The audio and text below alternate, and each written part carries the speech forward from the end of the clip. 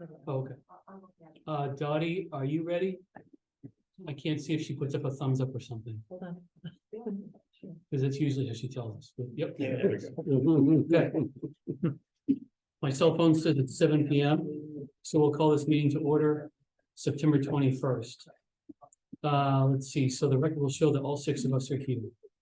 The first item on the agenda is approval of minutes from July 20th, 2023. I move that we approve the minutes. Steve makes the motion, I'll second it. and Rob has the second. Any discussion on these minutes? Any changes to these minutes? Discussion or changes to the minutes? Hearing none, all in favor of the July 20th minutes as presented, signify by saying aye. Aye. Anyone opposed? Anyone abstain? And of course, there was no meeting in August. Correspondence, we received a fair amount of correspondence, one from the superintendent. Board of Finance Representative Negotiating Committee, Tax Collector, July report, Finance Director, budget books already, Finance Director, updated annual report. Through June 30th, Tax Collector, August report, Superintendent request to consider unexpended FY23 funds being placed in non-lapsing account. And then this just came in at 4:29 PM. It's not anything major. It's just someone sent an email to the to the contact Board of Finance website. It says, this is from, geez, I hope I'm pronouncing this correctly. Levwan Lim. It says subject capital improvement plan budget. It says, I see that the proposed FY23-24 budget is posted to your website. Proposed, it's passed, but I see that the FY23-24 budget is posted to your website. May I know if that is the most current budget CIP available? If it's not, may I know when the new budget CIP might be released? Thank you so much for your help. It is greatly appreciated. So I don't know if this person lives in the house or not, but they just sent this into the contact Board of Finance site at, like, this afternoon at 4:30, and I'm one of the people that just automatically goes to. So. Any other correspondence that anyone's aware of that is not captured here? Any other correspondence? Okay. Citizens' comments. Any citizen have a comment at this time? Could you please state your name and address for the record? My name's Kaylee Beck. I live at 685 Fabian Road. I just wanted to let you know that I am working a little more closely with the student council this year to update them about anything going on with the Board of Finance and vice versa. As the Board of Finance liaison from high school, just wanted to let you know that there's a little bit more connection between me and the rest of the student body going on, and hopefully more communication, more involvement from students. Wonderful. Thank you. Wonderful. Any other citizens' comments? Any other citizens' comments? Anyone who's on Zoom have a comment? Any citizen on Zoom have a comment? Okay, kind of quiet tonight. Anyone? Last chance, last chance. Anyone on the Zoom? Last chance. Okay. Thank you. We'll move forward with Selectmen's update for Selectman Amy Sinoj. Okay, good evening, everyone. I was just saying earlier, it feels like forever since we met. It's good to see everybody. A week from this coming Saturday, so September 30th is Community Day. So come on out and celebrate our community and the unity within our community. As far as Public Works is concerned, they are wrapping up their paving projects for this year. They're nearly completed with all of the driveway aprons for the 4 roads that were reclaimed and repaved this year. They have to go back and do some backfilling on some of the roads, including Fabian. Joe has come up short at this point, mostly due to the budget cuts during the budget season. He will not be able to move on to Lowell Davis Road. Not likely this fall. He's hoping that once the funds come in from all of the state road aid, he'll be able to do Lowell Davis Road as he had planned in the spring. But at this point, he's come up short. He hadn't completely calculated the cost that was involved with doing all of the driveway aprons. And so that took away some of the budget. So he's afraid he's going to come up a little bit short in order to complete Lowell Davis in the fall as he had planned, but it is still planned for the spring. as you all recall, we had hired an engineering firm, Beta Corp, and they did an analysis of all of our roads. We do have the report in-house, but we are inviting them on October 26th. It's a Thursday for a presentation at the library. During that presentation, they're going to discuss road maintenance and preservation, and they're going to give us estimates. They're going to look at, well, if you spend X amount of dollars, so they're going to take an average of the last few years, this is approximately what you can accomplish. And the bigger picture is, if you'd like to have your roads in impeccable condition, it would cost X amount of dollars. So they're going to give us some projections on where we should be, not only for repairing the roads, but for maintaining the roads into the future. So it's all well and good when we repair a road, but it's important to do maintenance processes to keep the roads preserved, just like when you seal coat your driveway. It keeps the paving in better shape for a longer period of time. So they're going to discuss all of those options with us. With that program, we also, it's a software program that we have. We'll be able to keep track in the cloud of all the roads that get done year after year. And it'll continue to update which roads still need repair. It's a really great program. It's used by Woodstock, Killingly, and Putnam. And we're joining on with the program as well. So I'm excited about the presentation, and I hope that the entire board can make it that evening. We're planning it for 7 p.m. on October 26th. Grant applications, we should be hearing back by the end of this month on some really important grant work. If you recall, or maybe you don't recall, I had appropriated some funds towards engineered design for the Main Street reconstruction project back in the spring. And we were able to leverage the fact that it was a shovel-ready project and use it towards the Community Investment Fund grant. It's a $3.8 million grant that Tira has applied for, and that will be for the entire reconstruction of Main Street, including its sidewalks. We should be hearing back from that the end of this month. Additionally, the track project, we were able to apply for a steep grant. It's a $500,000 maximum grant, but thankfully, number one, because it was a shovel-ready project, and number two, because we had voter approval on the funding of the project, we were able to apply for that grant. Fingers crossed that it comes in, because it will take away 1/3 of the cost of that project. So there's one more grant, and I can't quite recall which one it is. I wasn't as privy to, the construction of that grant. But there's 3 grants we're waiting for. In total, it's like $4.1 million. It could be the trifecta. So, really hoping for that, but we should be hearing on all 3 of those by the end of this month. And, that's pretty much all I have. Questions for the first selectman? On the Beta Corporation, did they rank the roads that we have that sort of work better with, I think? Yep, they use a LiDAR technology, which they'll explain a little bit in greater depth during the presentation. So it's completely objective. It's not just someone looking at a road and saying it needs this or that. And they're completely ranked in order of importance, including by which roads are most heavily traveled. Okay, Yeah. thank you very much. That sounds good. Anything else? I had a question from 2 months ago when we met. We spent a fair amount of time talking about the wetlands and conservation situation and Oh, the position. the positions and the funding and the hours and retirement. Mhm. I think when we left it, we had all the motions had passed, but there was still some unknowns on your end in terms of executing. Just Okay. how did that work out? I'm glad you're bringing that up because I forgot. We have executed a contract with the former wetlands agent. She is going to stay, so Marla Butts is going to stay in place in a consultant basis to construct the inlands wetlands regulations. Dan Malo is taking over as of September 13th. He has taken over as both conservation and wetlands agent. So he's up for the task, and he's full steam ahead, and he's hit the ground running. So it's exciting to have him here on more of a full-time basis. Super. Yeah. Thank you. Anything else for the first selectman? Anything else? I had an administrative matter. We have someone on the iPhone 9. Are we required to know who's in the meeting or on the Zoom? Is that not an issue? She's on there. If they speak. Only if they speak, okay, just an observation. Good observation. Anything else? The iPhone 15 is coming out. Oh, there we go. There you go. There's a good answer for you.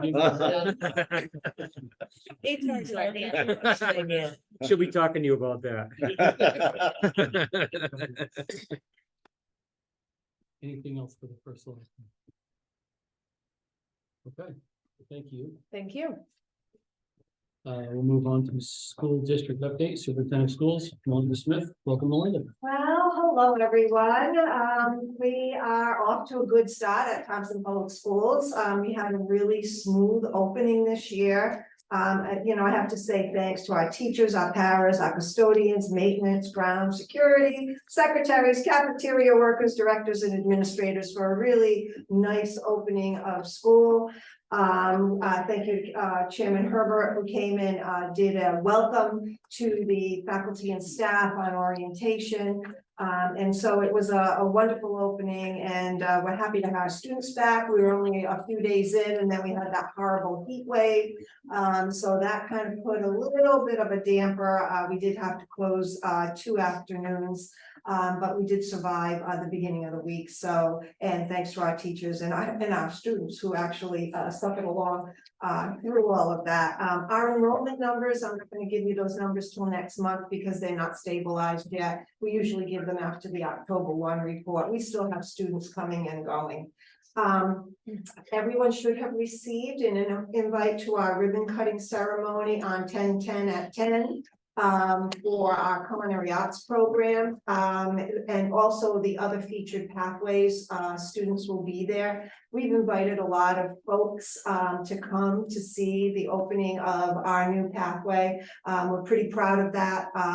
Bill Birch and our new culinary arts instructor has done a phenomenal job getting that space ready. And so we want to highlight that, show the other, show the community, that piece of new instruction that we're going to offer at the high school. We have a bunch of grant awards as well.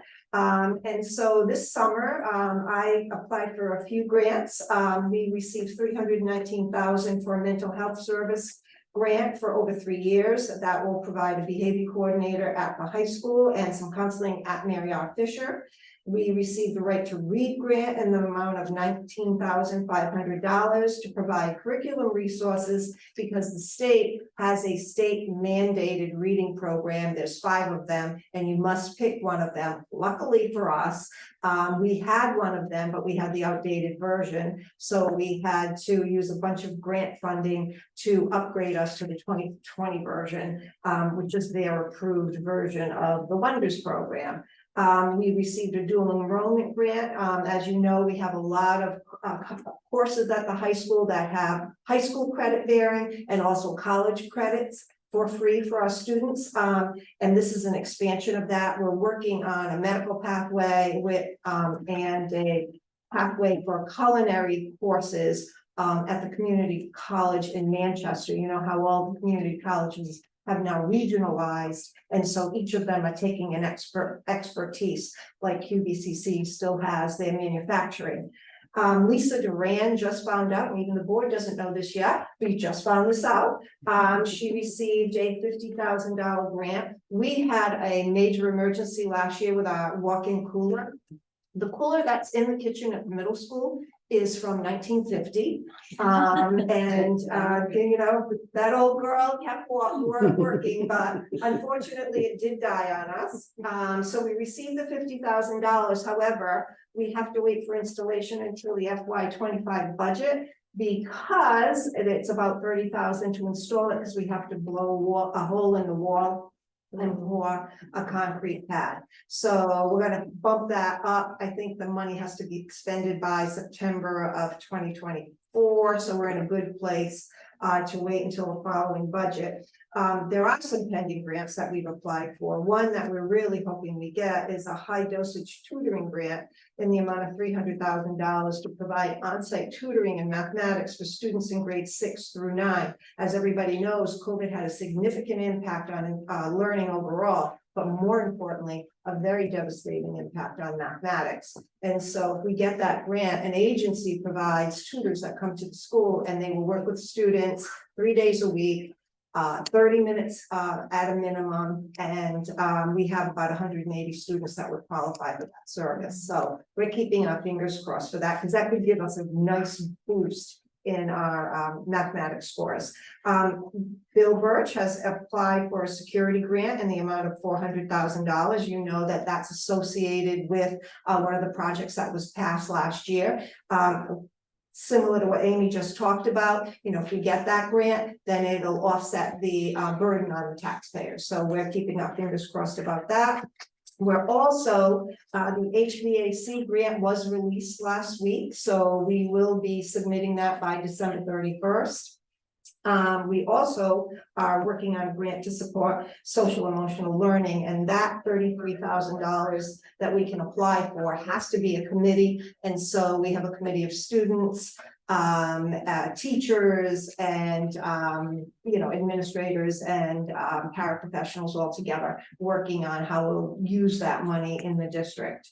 And then finally, well, not really finally, but finally, our CNA program is being implemented thanks to a partnership that we established with Day Kimball Hospital and QVCC, which has a new name, but I can't remember it. Day Kimball Hospital actually outfitted a classroom with all of the medical equipment that we need. So we have a hospital bed and, you know, a walker and a commode and all those things that are in general hospital room.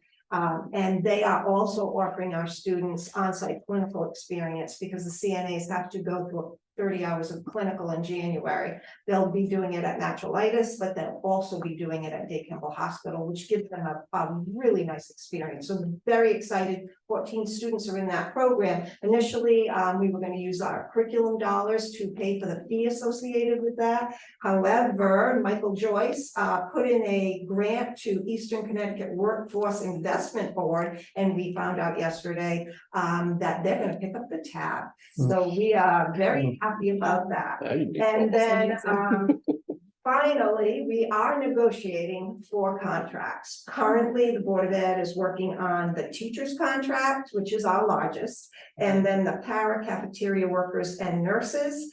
And in January, we start our secretaries and custodians. And then publicly, I think on behalf of the members of the Board of Ed, we are very excited that Rob Burridge has volunteered to sit on that committee and learn the process, especially with the teachers' contract, because it is the most expensive. So thank you, Rob. And that's it from me. Thank you. That's a lot. Questions? Go ahead, Dave. Questions? At our last meeting, I requested that you check the water tower and its availability. So I did talk to Bill Birch, and he remembers well when that all happened, and he said you were spot on. However, the main or the line that they put down the hill did not impact that at all. But that's still in effect. Or whether it works or No, not, the agreement, I assume, is still in effect. I'm assuming so, yes, but I can double check with him. I'll have him give you a call. Any other questions for the superintendent?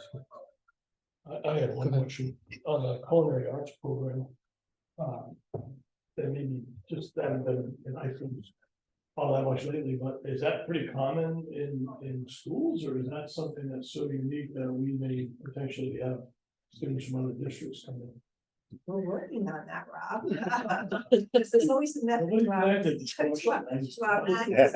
Obviously, Ellis is a vocational school, so Ellis does have a culinary program. And what comprehensive high schools have been doing is they realize that not everyone's going to college, right? So they're developing these career pathways. Our students were very interested in the medical pathway, and they were very interested in the culinary pathway, probably because they want to get work out in the field, right? And there are a lot of restaurants in Putnam and in the area. So that we had 190 students sign up for 84 seats. Wow. That's how popular it is. But we had to make sure that because it's culinary 1, 2, 3, and 4, we had to make sure that a good number of our freshmen and sophomores gut those seats. But we're also leaving some spots for our seniors who certainly deserve to have that experience. So I believe Bill Birch and our fire marshal next week are going to fire up the stove. And then right now the students have been doing classwork, which is probably not what they signed up for. So they'll be into the kitchen. We're hoping within the next week or so. That's awesome. Thank you. Sure. Any other questions for the superintendent? All right, thank you so much. Financial report, Finance Director, William Steglitz. Starting with a quick update from 2023, not a lot of change there. We are still net of the Turtle Lot Trust transfer, which I think we talked about in the past. Approximately $286,000 in the black, if you will, for fiscal 2023. Just to refresh your memory, because of the balance, I might as well do the Turtle Lot Trust update while we're in here. Because of the low balance there's not sufficient funds to do a transfer, so that just didn't happen in 2023. So we didn't get the revenue in and we didn't transfer it out, so it's a wash. However, that 250 does appear on the worksheet because it was part of the budget, but it makes sense to back it out for purposes of this discussion. So that was good news on 2023. Our first look at fiscal 2024, collections are proceeding nicely. Rini was pretty happy with the results. 11.3 million collected. This is as of the end of August, 55% of the budget. We haven't seen a lot of action in state and federal grants yet. However, on the local revenue side, we have some great news to report in that we have finally received the reimbursement from the state on the school security gates. If I remember right, this is just over a year in the making, because I think Yes. Bill had submitted this Oh, and we kept following up and finally it hit last month, which was great to see. Consistent with what we saw throughout 2023, investment income's ahead of schedule. That's some great news there, 48,000 versus a $20,000 budget. So hopefully we'll continue in that regard. Let me see, that's really it for 2024. In terms of other items, we did have a minor victory, which is great. About 6 months ago, Rini had gone to a tax collector's seminar, and the folks from the Connecticut Treasury Office were there handing out sheets to each of the tax collectors about each town's abandoned property. And come to find out, Thompson had about $3,900 worth. He kicked that over to finance. Paula and I set to work on it, and I know it's not a lot of money, but we did get the $3,900 back. So that was nice to see. Minor victory there. An update on the audit. I think I've already let you guys know they were in for interim in June. That has gone well, and we have year end scheduled for the 3rd week of October. And we're right in the middle of all the audit prep, the seemingly endless audit prep for that, but we're on schedule. And I'm pleased to say, kind of going back to a timing of the audit that really makes a heck of a lot more sense. We had that hiccup last year with staffing on King and King's end. Luckily, the same team's coming back this year, which is fantastic from an audit perspective, because otherwise you end up training new auditors. So that was good news too. Are we looking forward to November for a report? Well, the field work is happening. I think they're here the 24th or 25th of October. So it would probably, I don't think it would be in November, but my hope was later fall, early winter, because what I would like to see is the audit wrapped up prior to getting super involved in the budget process. Yeah, well, it was, So in the that's old what- days, it was common on November. yeah, right. That's what we're striving for. October was the earliest, and we were in touch with them right off the bat because we wanted to get that moved up. And that was the earliest spot that they had. Go ahead, Steve. Tell me a little bit more on lost property. What is that? What does that mean? You know, When you get that, can I get more? They were, yeah, abandoned property, right? There was Abandoned maybe property, okay. 5 or 6 items. The biggest one had something to do with the old Cumberland Farms. We tried to, a lot of these were very old. So we did some work to try to figure out exactly what the origin of some of these things were. And basically we didn't have any supporting documentation, and we filed the claim to the state, basically stating that. went back and forth a couple of times and ultimately they sent the money over. It was just under $3,900. It's like deposits for Yeah, something. exactly, or- that type of thing. You can do the same thing, Steve. Go Right. on there. Yes. You'd be surprised how many people have money at the state level. Rini has said 168 of the 169 towns had abandoned property sheets handed out at that conference. Well, like I said, it wasn't a lot, but it finally did happen. Any other questions for the finance director? Any other questions? Thank you, Bill. And of course, you did touch on the Turtle Fund update. You mentioned there was nothing in and nothing out in FY 23, right? Right. And I'm assuming that the fund is probably not in terribly much better shape. Right. I mean, I know that the equities have come up from their lows from last year. But we're still relatively close to the floor. And we budgeted accordingly. We didn't budget for a transfer. in So 24. in actuality, there were funds received, but they were not Yes, in the trust. the They investment- remained in the trust. Yes. We never received them. Right, right. The investment balance, last I checked, was only about $50,000 or $60,000 above the floor of around 2.4 million. But So there's the- really not a lot. The base went up, is what you. Yes, the base has gone up slightly since our last report. Yep, so at least it's headed in the right direction. The trust is doing some work around trying to combine that Bank of America account in there too. There's actually two separate accounts. And our new advisors are actually helping out with that.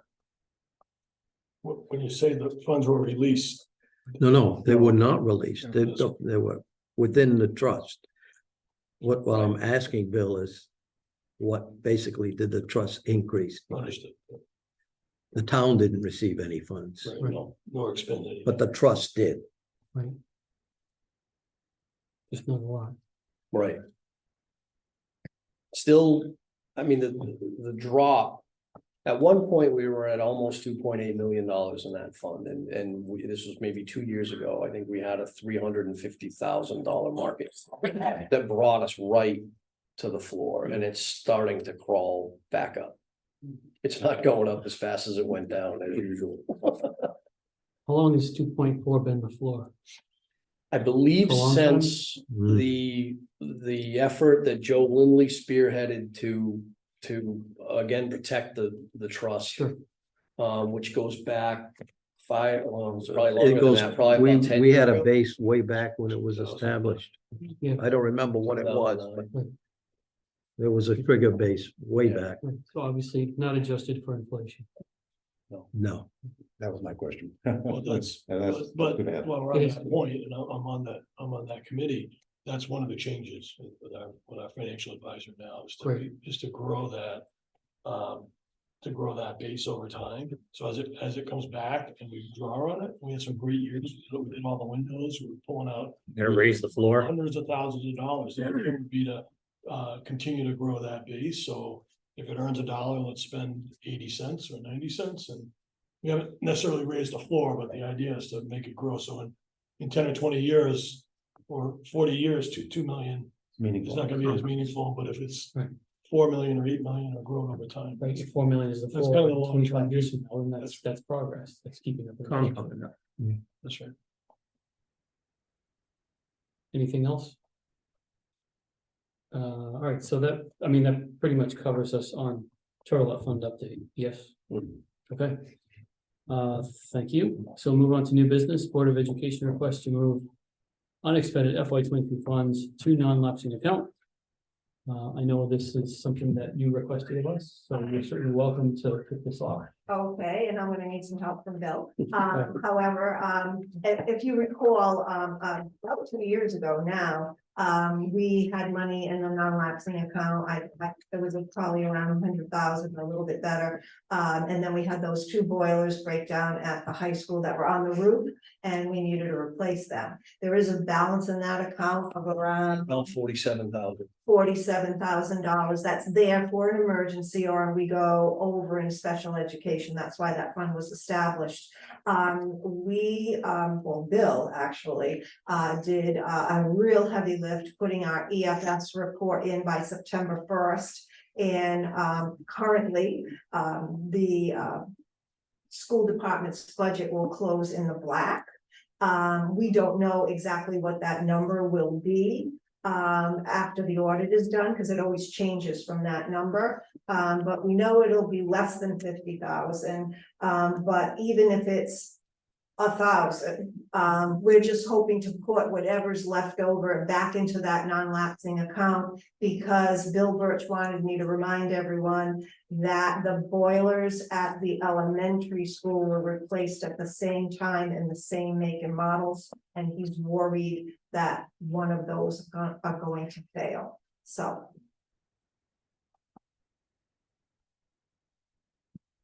So you're saying, Board of Ed will close in the black for FY 23 and whatever is available. We put in the non-lapsing. that's what we're asking now. The Board of Ed has directed me to ask you. But Kathleen's here in case you have any questions. I directed her. Well done. Oh, Nice- unanimous nice vote of the directive. board. Yes.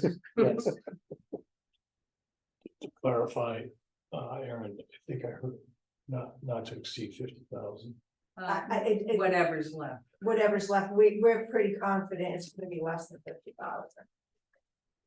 Does the non-lapsing account guidelines go up to a certain amount? Is that what I think it was a 3% certain. or something. 1%. I think it One- was 1%. 1% of the budget, Right. right? So we're not even gonna be close. Yeah, what is it?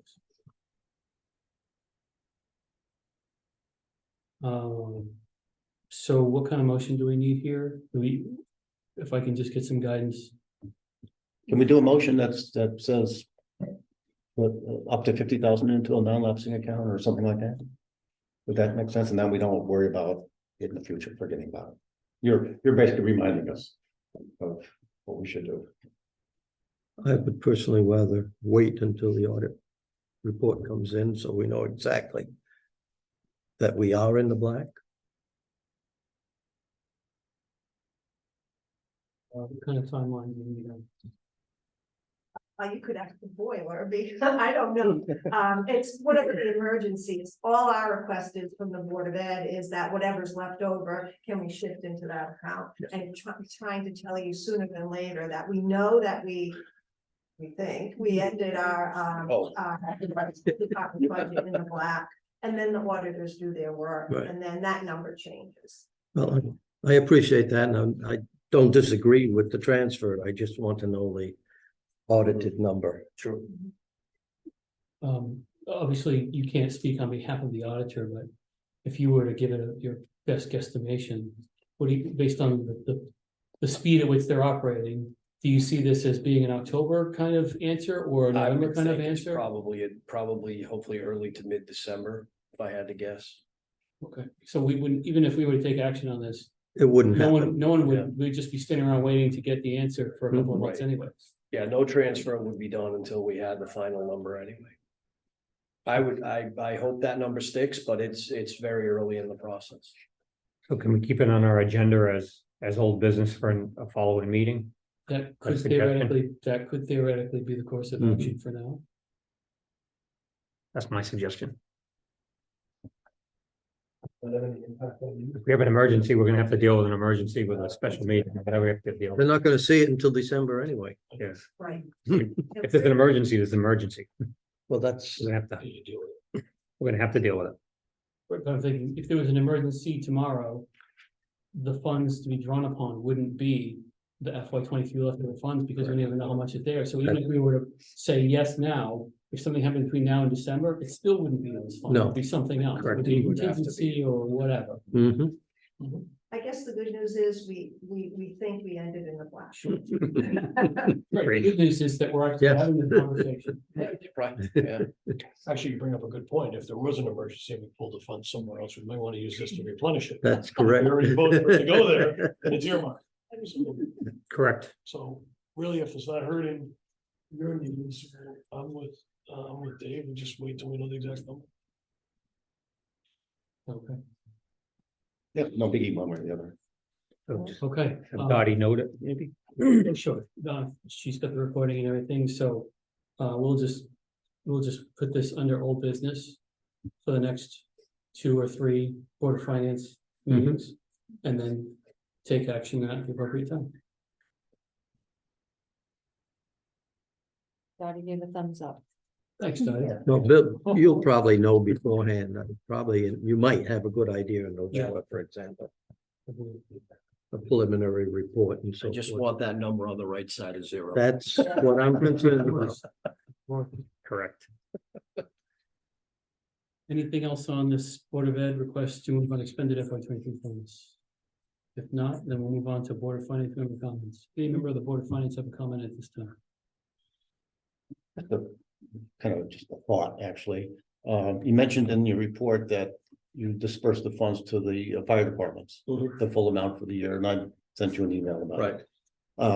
It's not a major item or anything, but wondered if in the future, I don't want to surprise the fire departments, I think, but in the future, we might dispense it quarterly or semi-annually. We collect the fund, we don't collect all of our income on July 1st, so dispersing it right away, maybe it'd be wiser to disperse it quarterly or semi-annually or something. Never know what might happen, but gives us a little bit of flexibility. I don't think we would really need it, but if we did, we would have it. If you've already dispersed it, you can't really do it. Again, don't expect anything to impact that disbursement in the future and, you know, in the years as it goes on. But if something did come up, it'd be nice to have the flexibility. And letting the fire departments know ahead of time, so hey, it's not gonna come in July, you're gonna get a quarter of it or half of it, you know, throughout the year. Helps them prepare for. I just sort of like the thoughts on that, makes sense. Worth considering. And I imagine, if this gets considered further, the finance director can be helpful in guiding us on how much is, you know, if it was not expended all at once, what would that mean for the funds that are available? How would they be invested? What would be the return? Any other Board of Finance member comments? Any other Board of Finance? The only other one, I was just gonna comment on the process that Melinda shared around the teacher union negotiations. It's not complete, I'm not necessarily want to or gonna get into any detail, but I would share with the board that it's a very solid process, very professional. We've got great support, the attorney is supporting us, very data driven. I was very impressed, and we have more to go. And we'll see how that goes. Yeah. So far, so good, and I appreciate being at, having the opportunity to be there. I didn't want to be there if I was just gonna be an observer. I wanted to be a participant and have a voice and kind of give and take, right? Learn a little bit, but give a little bit. So we'll see, we'll continue the process. So far, so good. Great. Any other Board of Finance member comments? Okay, hearing none, does somebody want to make a motion to adjourn? Folks with the motion, Steve with the second, all in favor of adjourning, signify by saying aye. Aye. Anyone opposed? Anyone abstained? It's 7:38 PM and this meeting is now adjourned. Thank you, everyone. Bill,